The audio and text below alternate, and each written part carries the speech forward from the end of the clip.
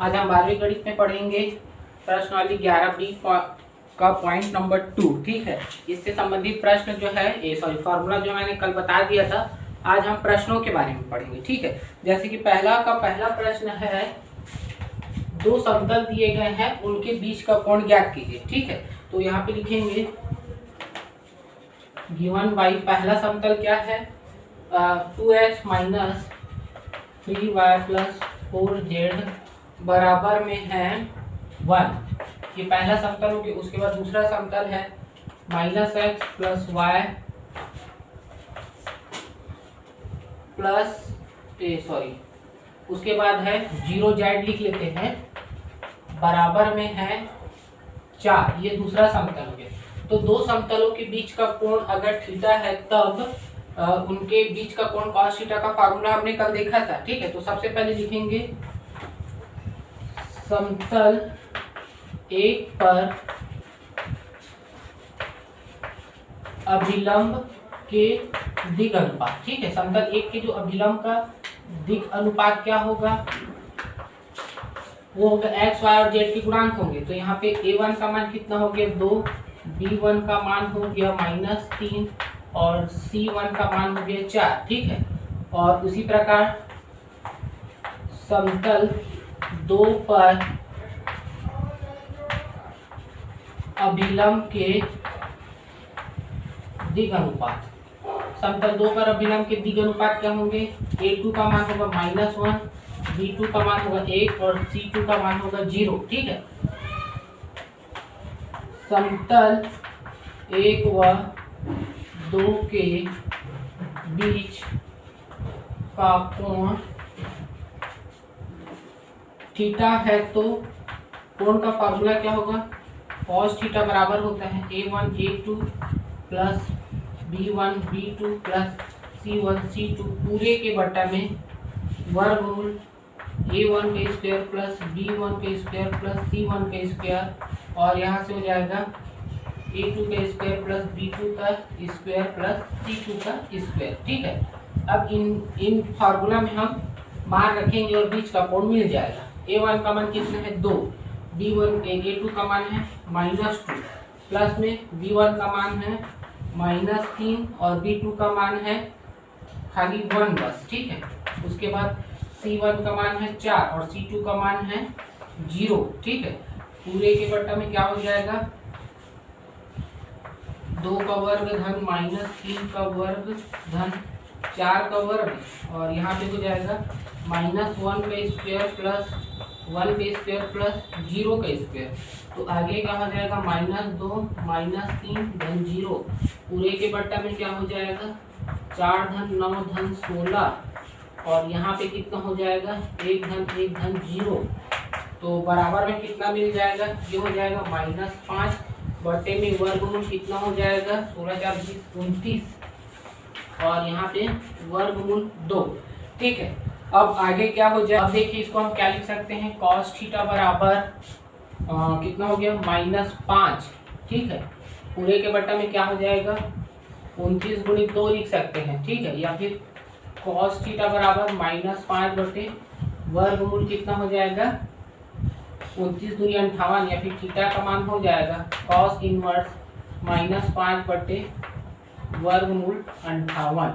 ठीक है, ये हो जाएगा एक समीकरण, ये हो जाएगा दो समतलों के बीच में कोण थीटा का फॉर्मूला। ठीक है, बाकी प्रश्न आप ऐसे ही बनाओगे, सेम ऐसे ही बनेगा। ठीक है, अब हम आगे बढ़ते हैं, प्रश्न क्रमांक दूसरा में आ जाते हैं। ठीक है, पहला का बाकी बना लेना। प्रश्न क्रमांक दूसरा क्या है, सिद्ध कीजिए कि दो समतल हैं जिनके समीकरण दे दिए हैं परस्पर लंब है। ठीक है, दो समतल है और वो परस्पर लंब है पूछ रहे हैं, तो दो समतल परस्पर लंब होते हैं, इसके लिए क्या संबंध है ये तो हम जानते हैं। तो सबसे पहले तो इसमें लिख लेंगे गिवन बाई पहला जो समतल का समीकरण है क्या है, दूसरे का पहला जो है 2x धन y माइनस z बराबर में है 10, ये पहला समीकरण हो जाएगा। और दूसरा है x धन 2z, x धन क्या है 2z है, तो इसमें क्या कर लेते हैं 0y प्लस 2z बराबर में लिख लेते हैं 9। ये हो गया, ठीक है। अब है समतल एक के दिग अनुपात, ठीक है। ये एक्चुअल में अभिलंब के दिग अनुपात है, तो नॉर्मली भी लिख सकते हैं। समतल ए के दिग अनुपात क्या होगा, a1 का मान 2 है, b1 का मान 1 और c1 का मान -1, ठीक है। इसी प्रकार समतल 2 के लिए क्या हो जाएंगे, a2 का मान है 1, b2 का मान है 0 और c2 का मान है 2, ठीक है। अब क्या है, समतल 1 व 2 परस्पर लंबवत हैं, तो लंबवत के लिए क्या सूत्र रहता है, a1 a2 plus b1 b2 plus c1 c2 का मान कितना होता है, 0 होता है, इनका गुणनफल, ठीक है। तो यहाँ पे कर लेते हैं, a1 a2 का मान कितना है, ये रहा हमारा a1, ये रहा a2, तो 2 गुणित 1 धन 1 गुणित 0 धन -1 का गुणा 2 के साथ करते, 0 के बराबर आएगा कि नहीं, ठीक है। ये हो गया, तो ये हो गया 2 धन 0 -2 बराबर में 0, ये और ये कट गए, मतलब 0 बराबर 0, अर्थात हम लिख देंगे समतल 1 और 2 क्या है, परस्पर लंबवत है, ठीक है। ये हो गया। प्रश्न क्रमांक 3 में क्या है, यदि दो समतल जो है परस्पर लंबवत है तो के का मान ज्ञात कीजिए, तो इसी के जैसे ही बनाएंगे, ठीक है। यहाँ पे क्या होगा, बराबर में 0 लेके चलेंगे और के का मान जो है यहाँ से इसी प्रकार निकाल लेना है, ठीक है। प्रश्न क्रमांक 4 है, सिद्ध कीजिए कि समतल 3 समतल दिए परस्पर लंबवत है। इसके लिए क्या आप करोगे, पहले तो पहले नंबर का और दूसरे नंबर के समतल के लिए जो है इसी फॉर्मूला में मार रख के बराबर में 0 लाओगे, उसके बाद समतल 1 2 और 3 के लिए कर लेना, या फिर 1 और 3 के लिए कर लेंगे, है ना। तो क्या हो जाएंगे, परस्पर एक दूसरे के लंबवत हो जाएंगे, ठीक है। ऐसे ही करना है। अब आते हैं प्रश्न क्रमांक 5वां का पहला, बिंदु 1 4 और -2 से होकर जाने वाले समतल का समीकरण ज्ञात कीजिए जो समतल एक अन्य समतल के समांतर है, ठीक है। तो इसके लिए क्या है, किसी समतल के समांतर एक अन्य समतल का समीकरण का फॉर्मूला हम जानते हैं, ठीक है। सबसे पहले तो लिखेंगे प्रश्न क्रमांक 5वां का जो पहला है, किसी समतल जो दिया है ना, दिया हो के समांतर समतल का समीकरण क्या होता है, इसका फॉर्मूला हम जानते हैं, जैसे कि ax plus B Y plus C Z plus क्या होता है, लेमडा, ठीक है। जहाँ लेमडा एक नियतांक है, इसके लिए जब कोई समतल दिया रहता है उसके समांतर समतल का समीकरण इस रूप में होता है। तो दिए गए समतल क्या है, तो दिया है एक समतल दे दिया है 2x minus y plus 3z बराबर 0 के, ये एक समतल है ना, के यहाँ पे लिख देंगे, दिया है समतल के समांतर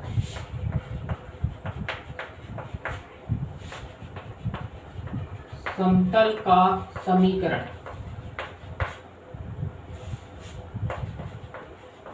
क्या हो जाएगा, 2x minus y plus 3z plus lambda बराबर में 0। ये हो जाएगा जो हम समतल जिसको निकालना है उसका समीकरण हो जाएगा, ठीक है। क्योंकि समतल एक जो है, तो एक बिंदु क्या दिया हुआ है, बिंदु का मान है 1 4 और -2 से होकर गुजरता है।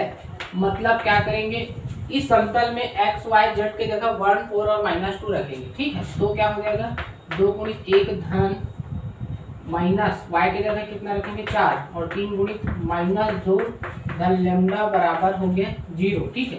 तो ये हो जाएगा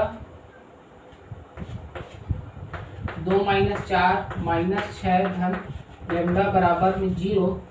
तो इसको हल करेंगे, कितना हो गया, -8 धन लेमडा बराबर में 0, या फिर लेमडा बराबर हो गया 8। लेमडा का मान जो है समीकरण 1 में रखने पर, समीकरण 1 में जो है लेमडा का मान रख देंगे, तो क्या हो जाएगा, समीकरण 1 क्या है, 2x minus y plus 3z धन 8 बराबर में 0।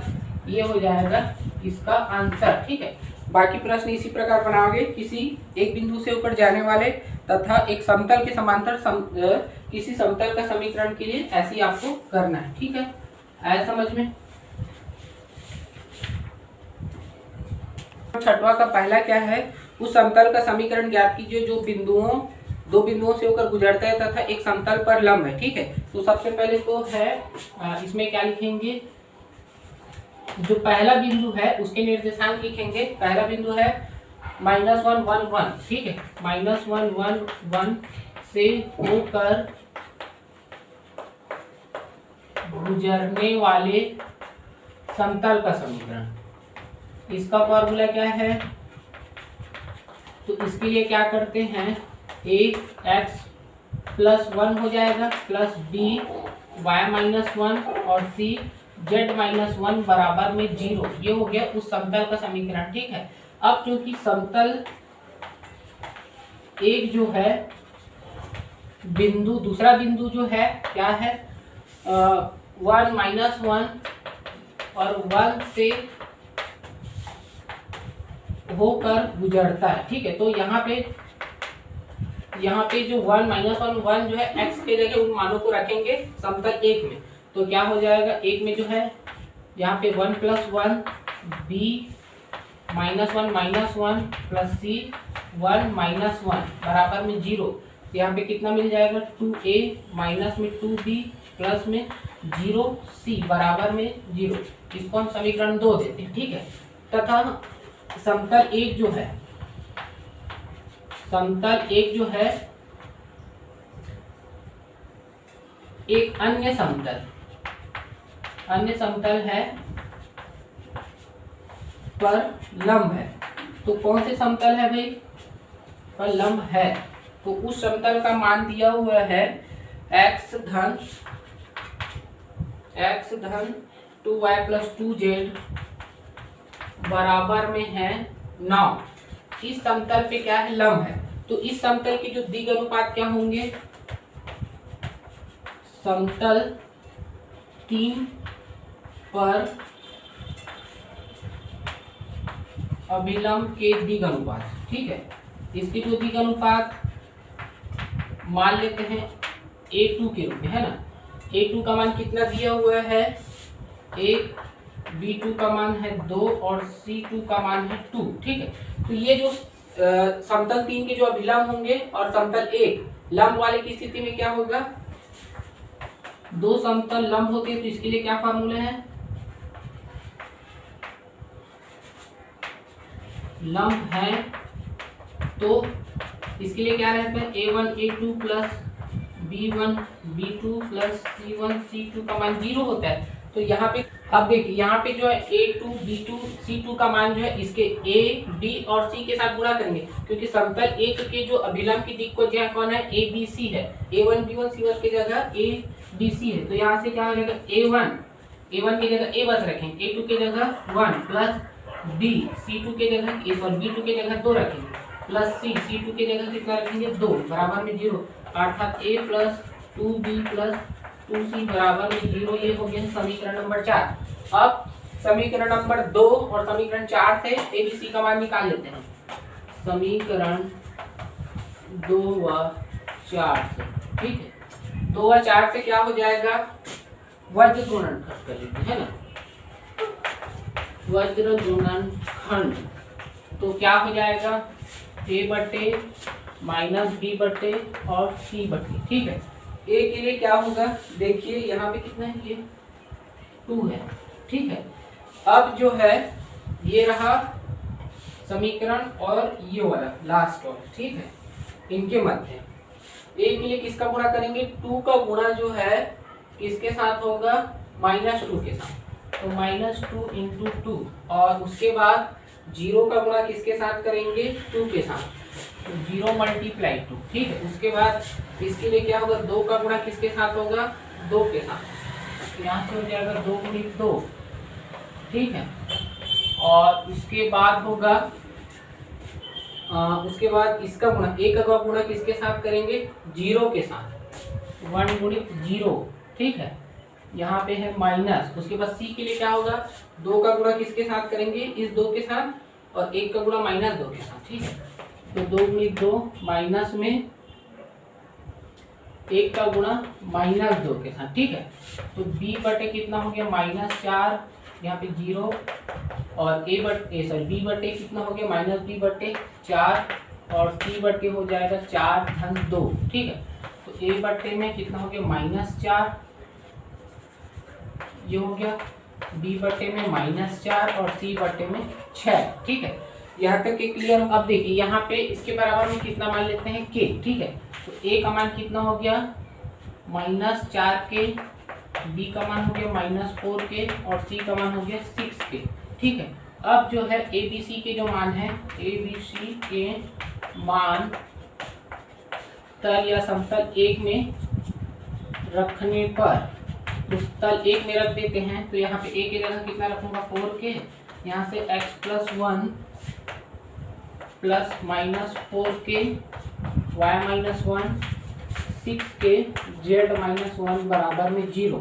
सबसे पहले तो k का उभयनिष्ठ हो गया 0 हो जाएगा, ठीक है। अब बच गया क्या 4, ये हो गया 4x-4 4y धन 4 और 6z-6 बराबर में 0, ठीक है। ये +4 -4 कट गया, -4x -4y प्लस 6z-6 बराबर 0। यहाँ से माइनस और 2 का उभयनिष्ठ लेते हैं। यहाँ पे कितना बच गया 2x धन 2y धन 3z प्लस 3 बराबर में 0, ठीक है। इसको पक्षांतर करते हैं तो बच गया क्या 2x धन 2y धन 3z प्लस 3 बराबर में 0। ये हो जाएगा इसका आंसर। तो इस प्रकार से अगर 2 बिंदु दिए गए हैं तथा एक समतल है, उसके लंबवत जो है समतल का समीकरण को कैसे निकालेंगे। सबसे पहले तो पहले बिंदु को लेंगे, उसके अंतर्गत समतल का समीकरण निकालेंगे। उसके बाद दूसरा बिंदु को उस समतल के समीकरण में x y z की जगह मान रखेंगे, एक समीकरण मिलेगा। उसके बाद जो समतल का जो समीकरण है मेन, ठीक है, उसके बाद उसके साथ जो लंब वाला समतल का समीकरण, उनके जो दिग अनुपात है, अभिलंब के दिग अनुपात है a1 a2 b1 b2 और c1 c2 वाला, उसके जगह 0 करेंगे, एक और समीकरण मिल जाएगा, ठीक है। तो इस टाइप के समीकरण में समीकरण 4 और समीकरण 2 से abc का मान ज्ञात करके पुनः जो समतल 1 है जो हमें ज्ञात करना है उसमें मान रखेंगे और हमें वो अभिष्ट समतल का समीकरण मिल जाएगा, ठीक है। आया समझ में। अब जो है प्रश्न क्रमांक 7वां देखते हैं। प्रश्न क्रमांक 7वां का पहला क्या, उस समतल का समीकरण ज्ञात की जो एक बिंदु से होकर गुजरते हैं तथा अन्य 2 समतल पर लंब है, ठीक है। इससे पहले क्या था 2 बिंदु से होकर गुजरने वाला और एक समतल पे लंब समतल का समीकरण ज्ञात की थी। इसमें क्या है एक बिंदु रहेगा तथा 2 अन्य समतल पर लंब है। तो सबसे पहले क्या है, इस बिंदु से होकर गुजरने वाले समतल का समीकरण क्या होता है, तो कौन सा बिंदु है, वो बिंदु है -1 1 और 2। तो -1 1 और 2 से होकर गुजरने वाले समतल का समीकरण क्या होगा, ax+1 प्लस b y-1 और c z-2। ये हो गया समतल, ठीक है। तथा समतल यहाँ पे लिखेंगे दिए गए अन्य समतल, ठीक है। सबसे पहले तो दिए गए अन्य समतल की बात करते हैं। तो ये समतल है 3x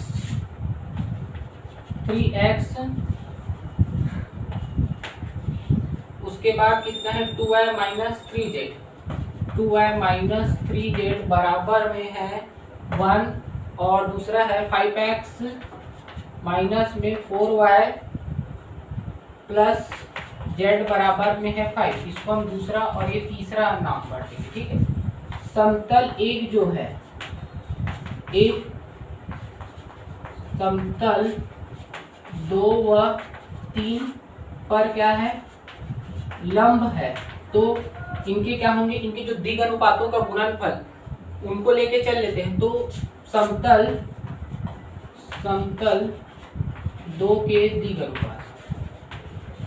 अनुपात ये क्या होगा a2 होगा।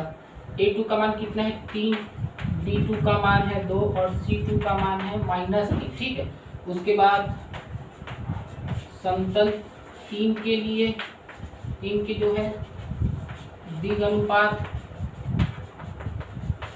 ये हैं a3 के रूप में ले लेते हैं। a3 का मान है 5, b3 का मान है 4 और c3 का मान है 1, ठीक है। अब क्या लिखेंगे, अब लिखेंगे समतल